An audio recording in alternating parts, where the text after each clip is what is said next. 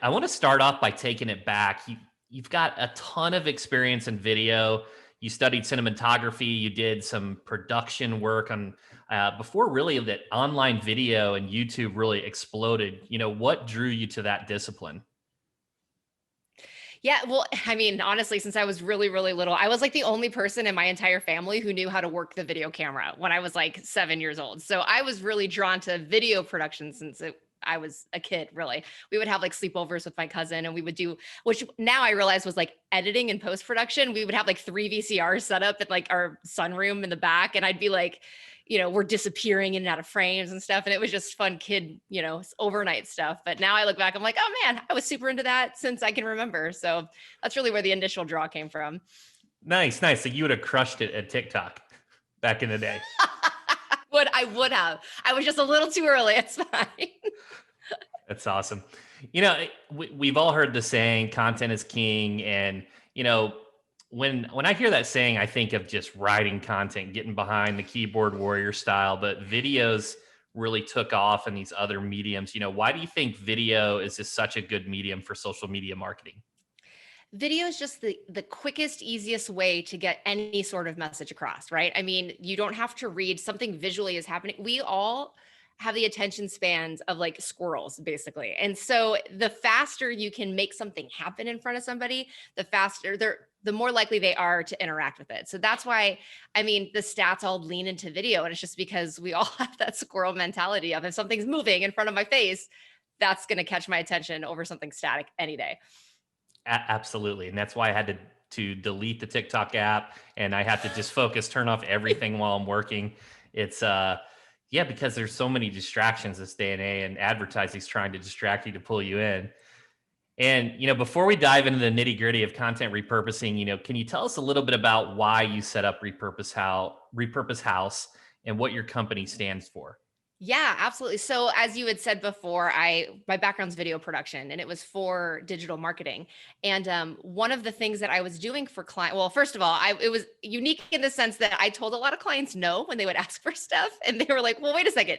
But the thing is, they were asking for like 10-minute long epic biopics over like how awesome their company is, and I'm like, nobody cares about your company. Like they will eventually, hopefully, if you give them enough content, goodwill kind of stuff. But let's talk about the content we're going to create leading up to that you can serve them with, that they will then care about, watching that video about how awesome you are, right?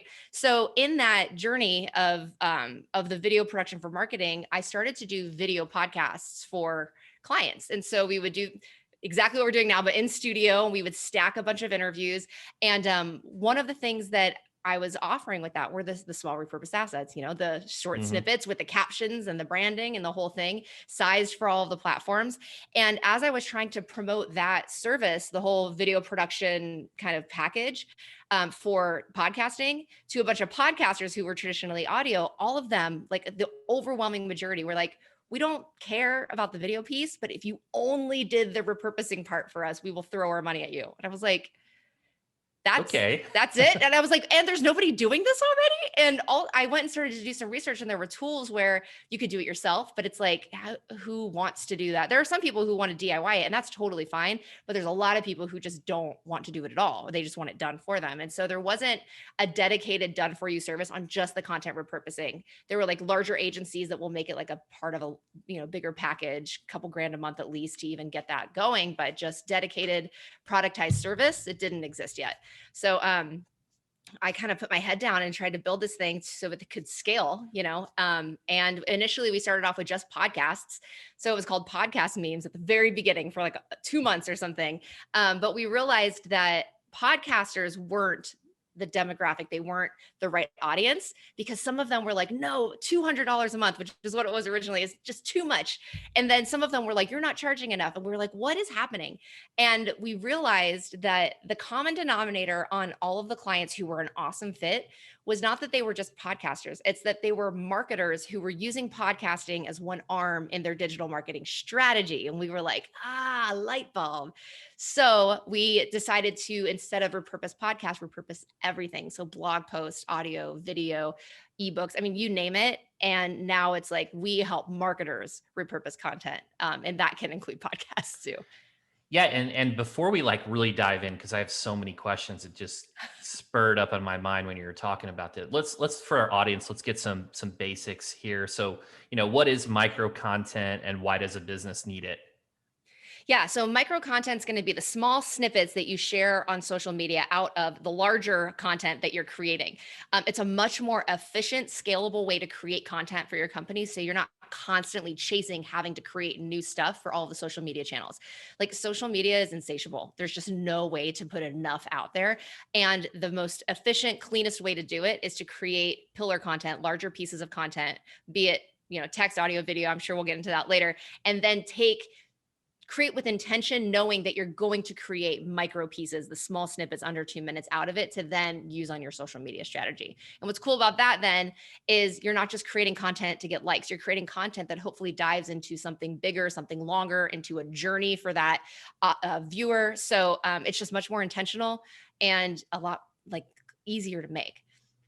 Absolutely. And, just disclaimer for our audience. Yeah, we are a very happy client. And I'll tell you kind of a story, Shayna, is Gary Vaynerchuk wrote this article. It was like how to take one piece of content and turn it into 64. I don't know the exact Yeah. title. And I'm like, that's brilliant. That would work perfect for marketing for social media.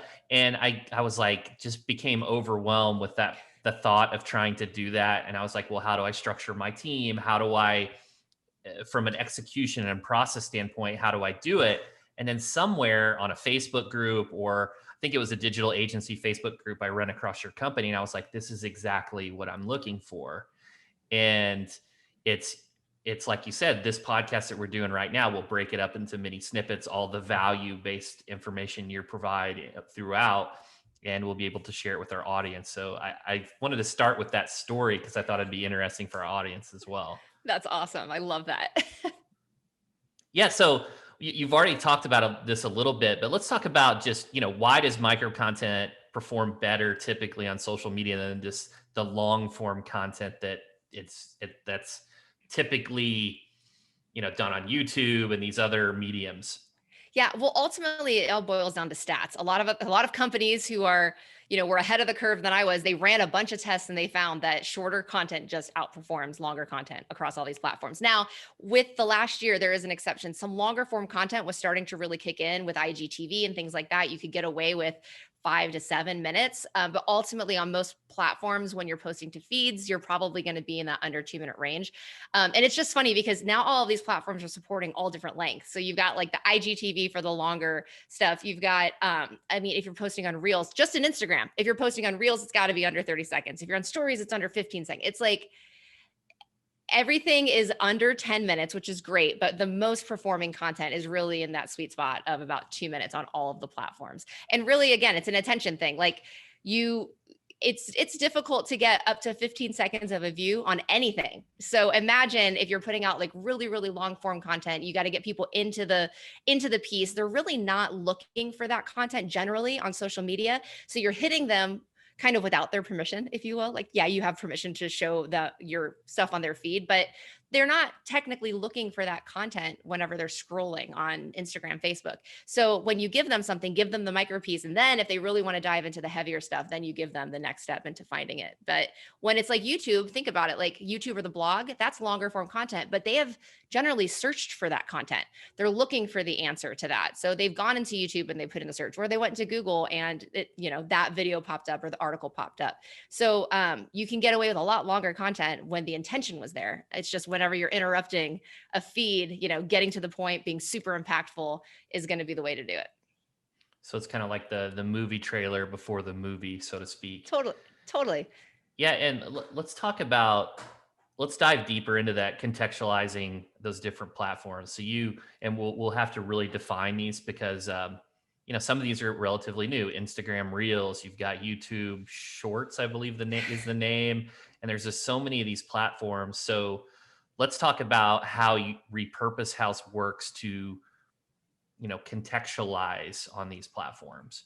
Yeah. So essentially it's as much or as little as really you as a marketer or your team wants to do, really. So the real value is taking content that's already been created, your team, right? So if you create intentional content like a podcast like this, right? Or long form educational pieces of content where you can split it up into little tips, right? So the top 7 things to do when writing a blog post. Now you know you have 7 small repurposed assets that are coming out of that. For us, it's chopping it up into those small micro pieces. It's also formatting it properly for all of the different platforms. That's really important. You can't just take a small snippet of video and throw it on a social media platform and think it's going to perform. Like, for instance, 85% of people on Facebook and Instagram are watching videos on mute. So if you're a talking head and you don't have captions burned onto the video, not just the auto populated ones from Facebook, people are just going to keep on scrolling. Also, the shape and the size matters for the feeds. So like square on your feeds, as you're like anything you scroll with your thumb, with the exception of Instagram reels and all that fun stuff. So your LinkedIn's, Twitter's, Facebook's, anything you scroll with your thumb, it has to be square. Putting a nice big headline on top. So you're giving them a teaser of what the content's going to be that they're going to engage in. Like there's a lot of psychology to getting people to even stop for a second. So making sure you have some really particular specific pieces in line, like the shape of the asset, the captions, the headlines, nice branding, clean like that. That's really what we do to help marketers, so that you don't have to be on top of all of the new cool stuff that's like the algorithms are now favoring, because it changes every day. But also not having to do the legwork yourself, just in the actual process of repurposing is where we help too. Absolutely. And what about those, it's important that we have original content first to then break up that content into these micro pieces of content, these repurposed assets. So in many of the businesses that you work with, what are some of the best forms of original content or cornerstone pieces of content that can be used to be broken up into these social assets? Yeah, my all-time favorite is what we're doing right here, because the power of cross promotion is so massive on social media. So when you have a guest on a podcast or you're interviewing people in general, the beautiful part about that is, yes, you'll post it to your social media accounts, and anybody who's your audience may see it. Even then, a very, very small percentage of them are actually going to see it go onto your feed. But if you have the person that you've interviewed now share it with their audience, you're getting in front of new eyeballs, likely in the same industry, which is great because you're getting new people to look at that content. But now this piece of content that you created is populating on their feeds, and their audience, as they like, comment, and all those things, it's going to populate on their feeds. So the cross promotion, like, power of something like this is really, really huge. A really close second is something that we actually train on, and it's creating long form pieces of educational content that, like I was saying before, can be intentionally broken apart into the smaller micro pieces. So what's cool about that is, instead of just like making one piece of content that's like, the one thing to remember when walking your dog, it's like, you're going to create X amount of steps out of it. Each of those steps are going to be repurposed intentfully. And all of those social media assets, the intention is to take that person off of the platform onto like a landing page where now you've got them, you can do retargeting pixels. You can have an opt-in with like your digital downloads. So you can now collect their information. The intent is to get them off of the platform. And if you can create content that will make them want to close a loop and see the rest of the content, then I think that's the savviest way to be creating.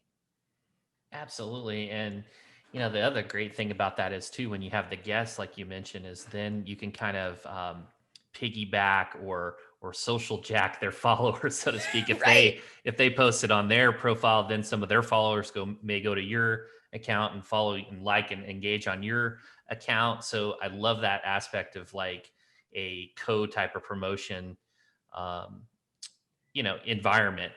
And let's talk next about, there's all these forms of medium. So you can take, what can you actually do with just the written long form? Let's say they have this long form case study that's just a long written 2,000 word article.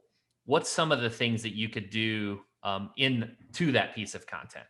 Yeah, that's one of the funnest ones that we get to talk about with like clients and potential clients, is because it's like the big aha moment. They think that, and traditionally it's been really tough to share written content on social media, because if you put a link in a lot of these platforms, the platform's gonna shut it down, and they're not gonna let anybody see it because they want you to stay there, right?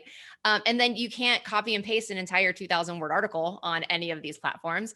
And in some cases, like Instagram, you can't even post links in the first place. So it's like, how do you share blog posts, case studies, things like that. And what we've started to do is create text motion videos out of smaller snippets of it.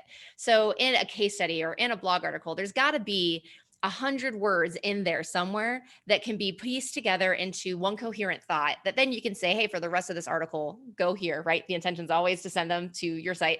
But you can create like animated text motion videos, kind of like the Goalcast videos that you'll see online. So the text animates in and out. There's some stock video behind it that corresponds with what's being said. You can do some stock music, and there's tools that that you can do it yourself. Also, like obviously we do it, but making sure that what happens is it turns a text piece of content that was very hard to share on any social media platform into a video, which is the most shared form of content on social media.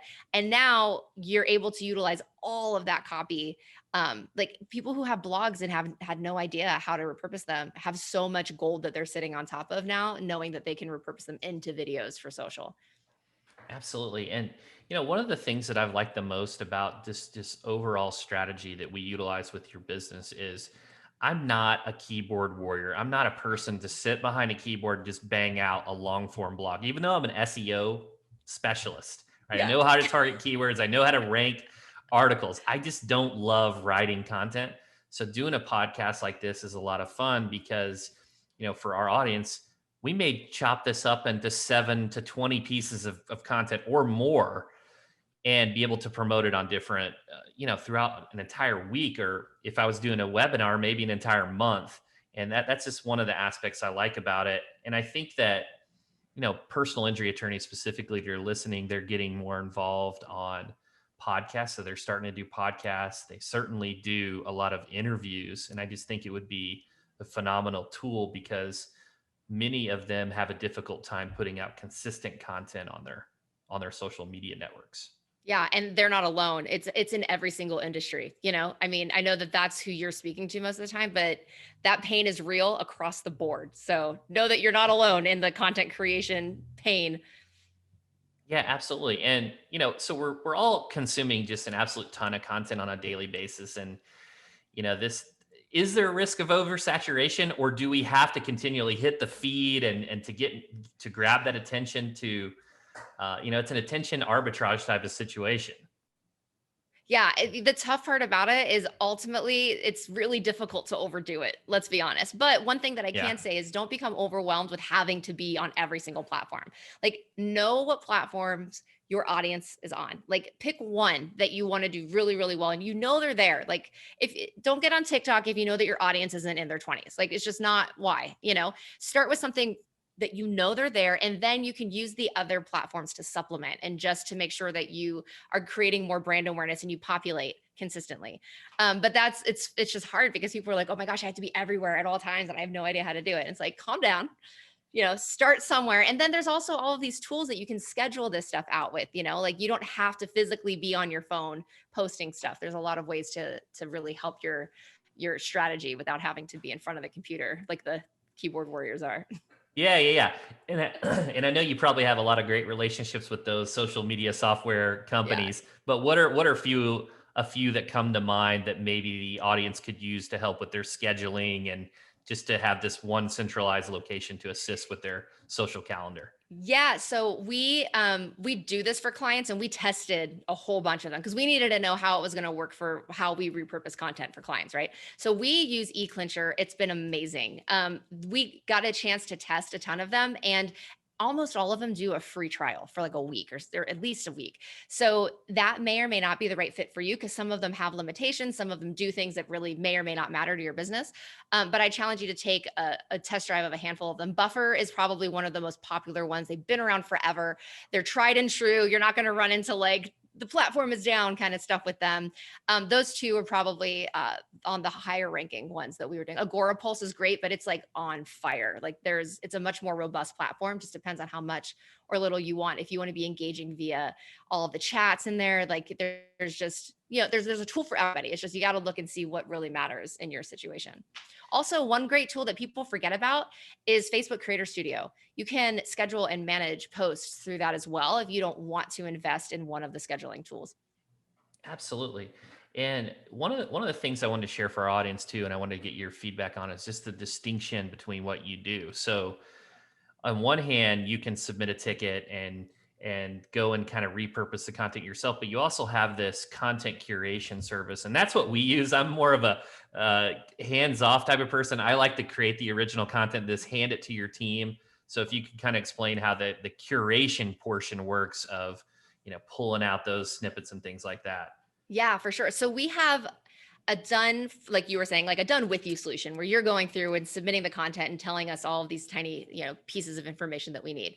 Then we have the next level, which is the curation, which is what you're talking about. So we have digital marketer certified copywriters who work for us, and they will have an agency style meeting with your business, talk about brand tone, brand voice, the messaging you want to consistently have going across your channels, what types of content you've already created, what you're creating consistently, and get on a really strategic schedule of what gets repurposed. They go through all of your stuff for you because some people don't want to have to listen to themselves on podcasts for the last, 6 months of episodes they've already put in the can.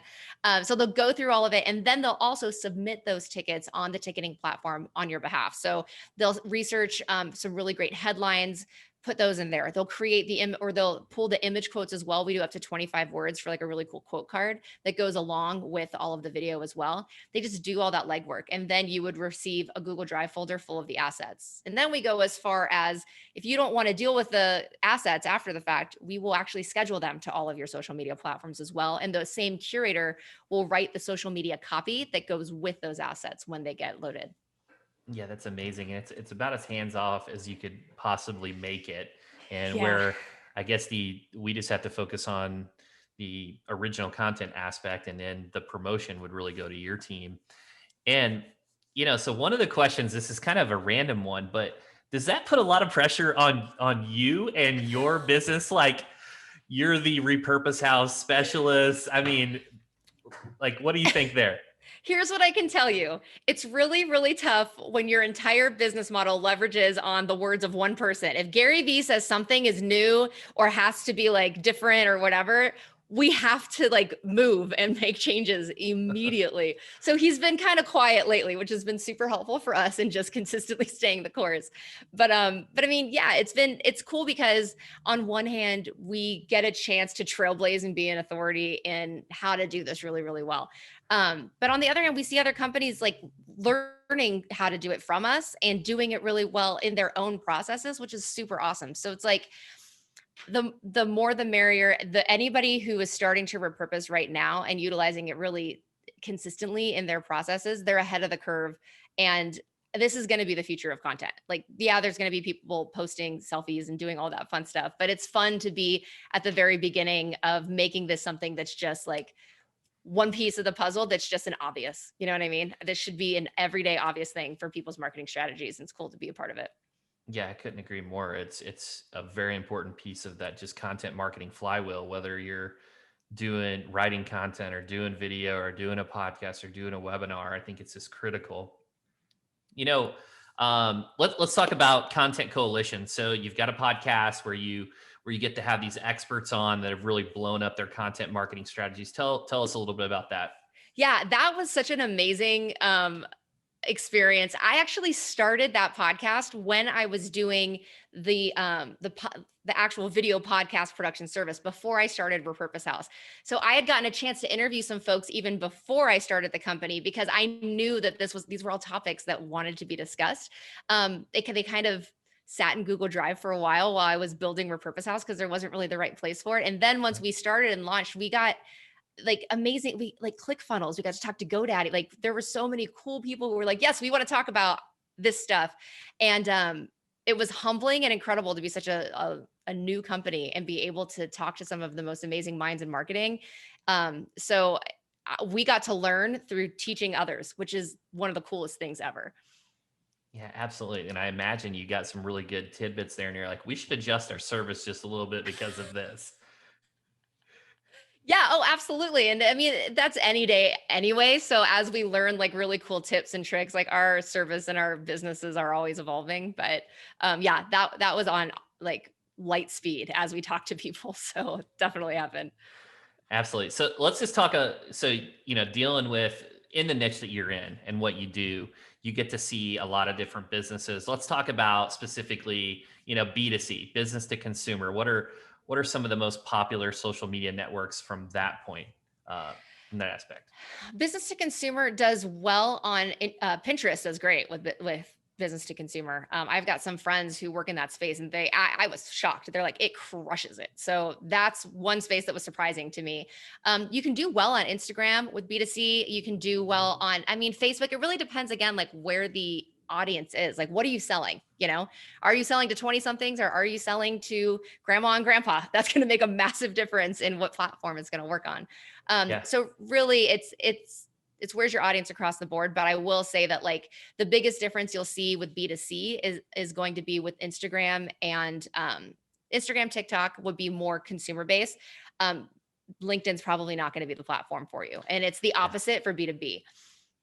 Yeah, I was going to say that. I would say so for the personal injury attorneys listening, if you're wanting to develop more peer-based business to business referral relationships it's probably LinkedIn, but if it's more consumer, it'd probably be Instagram, maybe Facebook. Facebook, yeah. Yeah. Yeah, and as you're doing that, it's about education. One thing that's pretty cool is TikTok is leaning more towards being an educational platform. I think they actually have the tab now where it's like educational content.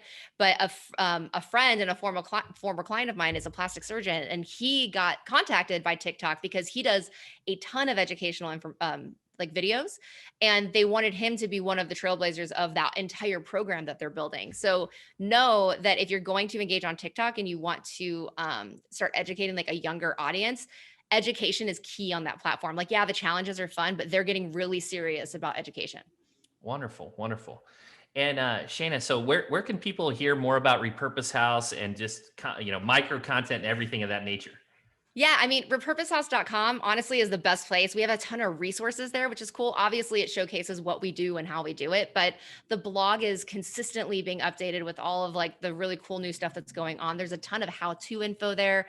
We've got courses that you can pop into there. The Content Coalition, like you had mentioned, is there. We're launching a Mhm. new podcast, which is all interviews with existing clients, talking about how they're utilizing repurposing in their strategy. So if you're really excited about repurposing content specifically, that's going to be a really cool show. Again, it's called Content Karate because we chop up all the content.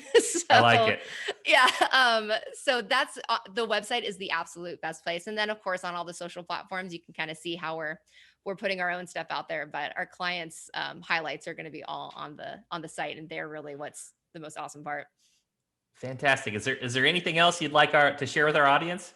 You know, the one thing that I like to put out there as much as possible is if you are, some people are just afraid to create the content. Like they're afraid of getting in front of the camera because they're like, oh, that little red light or the green light or whatever it is just freaks them out. And the beautiful part about what like the day and age we're in is that this style content, computer to face, selfie style with your phone, like that's the kind of content that's doing really, really well. So you don't have to hire videographers to come and film you for thousands of dollars. You literally have the device in your pocket. And the coolest part about it is if you film something and you hate it, you can delete it and try it again. So don't be afraid. You just have to get started. And I promise you, the more real and genuine you are, the more your content is going to perform. People love honesty. If you're nervous, say, hey, I'm nervous to film this, but I'm going to tell you guys anyway. And people want to go on that personal journey. So just start filming. Love it. Love it. Shayna, thanks so much for coming on the show. Thank you, Chris.